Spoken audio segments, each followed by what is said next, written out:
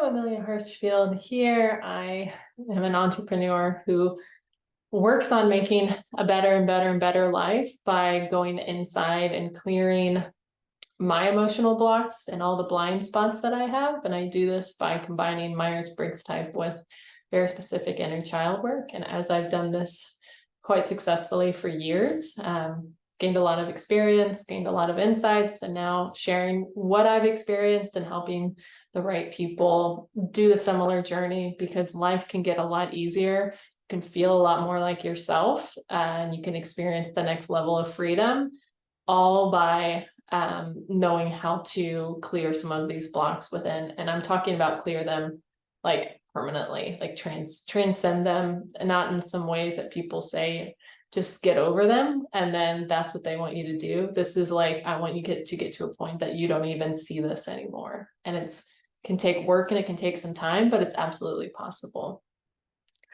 And today I get to talk to you about something that I have been struggling with right now. And that is, I've had an idea and I've been working on that, taking small steps going forward. Been really enjoying the small steps. The idea has felt really right to me. It's made a lot of sense. And I've come to the conclusion that the idea is not right for me.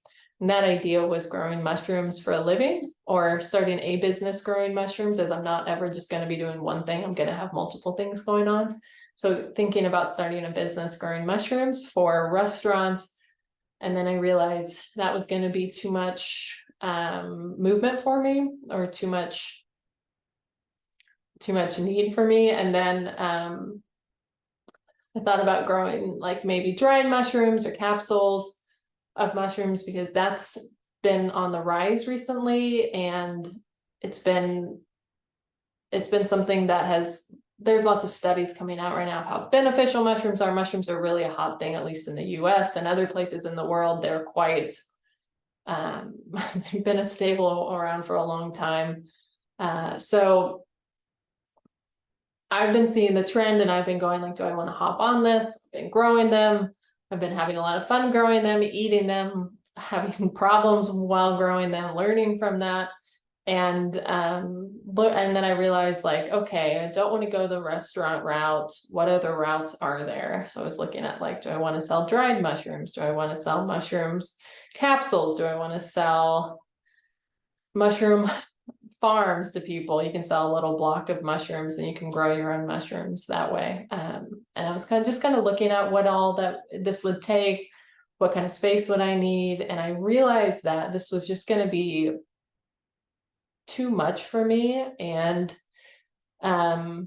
it just wasn't feeling right. And it was just feeling like something that just would not be right for me right now. And it's quite, when I realized that, I was quite sad about it, because I feel like the signs were there before. I just was maybe making excuses for it. Like, no, I can do this. I can do this. I just have to attract the right person to help me maintain it, because I'm very much a starter. And then I need to keep starting things and then having other people maintain what I'm starting, which is why real estate's done very well for me, because I'm like, I can get this real estate up and going, and these people can manage it for me. And so I can keep growing up and doing other things while other people can be more of the maintainers. And I realized that was just going to be a big jump for me, especially not having the right person on my side right now to help me do this. So I get it up and going. I get all the processes ironed out. I get the processes really clean and clear, and then I hand that to someone else. So realized that wasn't the right fit last night, and I've been quite sad about it. And I felt,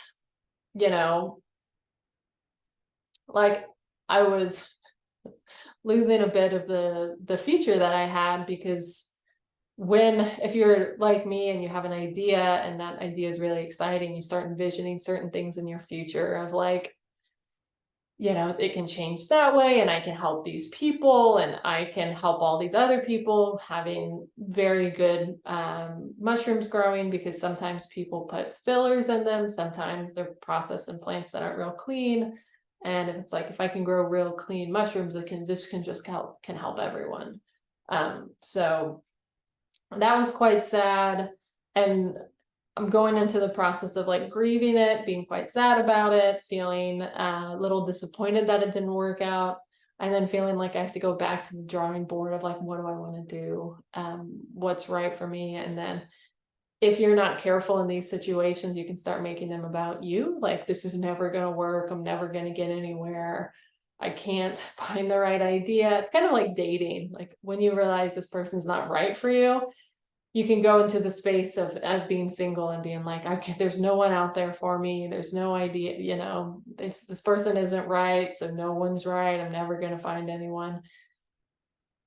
And it's just really important to catch yourself when you're in the space of after you break up with your idea or after you dump your idea, to give yourself space to grieve. So I'm just being okay with being sad, being okay with that kind of time that was occupying in my life, to have that space and not need it to fill it with something else immediately. Like, I have to fill this with something immediately, which is not going to usually end up with the right thing. But it's like, if I can allow myself to just kind of calm down, look at just filling it with some simple things, like, okay, how can I make my life a little simpler right now? What am I missing? How can I set myself up so I can be just really clean and clear when the next idea comes in or the next opportunity comes in? And as you get better and better and better with that, you'll attract the better and better and better opportunities and ideas. And the cool thing is, you'll be okay when these situations come up, because you can go, okay, I'm sad right now, I'm disappointed. And at the same time, I can sit with it, I can be with it, but it doesn't have to make me have to find the next idea right now, have to find the next right opportunity, have to deal with the boredom that I might be falling into, and, you know, find something to fix that. So you turn into a space of like, okay, I can be with this sadness, I can be with like the emptiness that this causes, and at the same time, I don't have to go fix this within myself, because if you can get to this space, it'll allow you to be much more attractive to the right ideas. So you're not just like filling stuff inside of you when you're sad, when you're a little lonely, when you're a little bored, or you're hoping for the next idea to fix something within yourself, and it doesn't happen. So then you have to find the next thing, and it doesn't happen because you're just reaching for stuff like to fill this need inside of you. So just a reminder that when stuff doesn't work out, grieve it, go through the process, try really hard to not be grabbing for the next idea, the next thing that's going to solve your problem. Because if you're going down that route, it's usually an unhealthy need that's going to be filling that. And then you might be struggling